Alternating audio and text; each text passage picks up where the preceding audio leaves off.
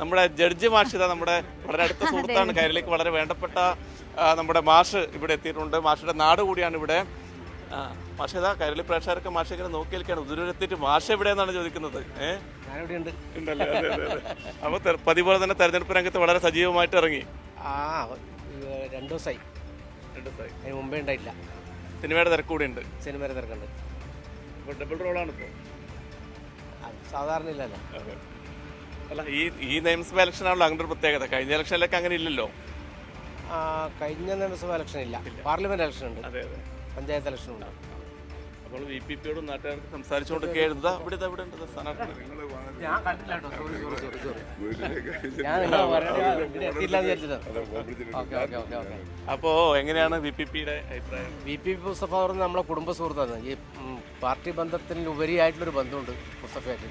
ശരിക്കും പറഞ്ഞാൽ വീട്ടിൽ വന്ന് ഭക്ഷണം കഴിക്കുകയോ അവിടെ കിടന്നുറങ്ങുകയൊക്കെ ചെയ്തിട്ടൊരു സഖാവാണ്. അതുകൊണ്ട് പറഞ്ഞാൽ പാർട്ടിക്കും അതീതമായിട്ടൊരു ബന്ധമുണ്ട് മുസ്തഫയായിട്ട്.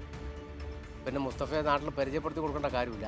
ഏറ്റവും നല്ല പ്രഭാഷകൻ എന്ന അർത്ഥത്തിലും ഒരു സഹജീവികളോട് നല്ല സ്നേഹമുള്ള ഒരാളെന്ന അർത്ഥത്തിൽ പരിചയപ്പെടുത്തി കൊടുക്കേണ്ട മുഖമല്ല.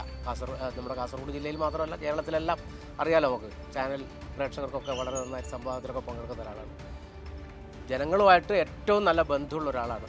അതുകൊണ്ട് നമുക്ക് യാതൊരു വേവലാതിയുമില്ല.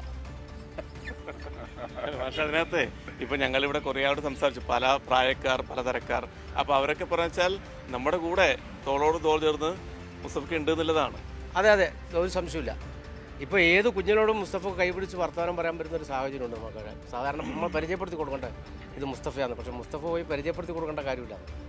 പിന്നെ ഭൂരിപക്ഷം മാത്രമേ നോക്കണ്ടൂ. ആ കാര്യത്തിലൊരു സംശയമില്ല. കഴിഞ്ഞ ഭൂരിപക്ഷത്തിനേക്കാളും ഭൂരിപക്ഷം കൂടും. ഓക്കെ.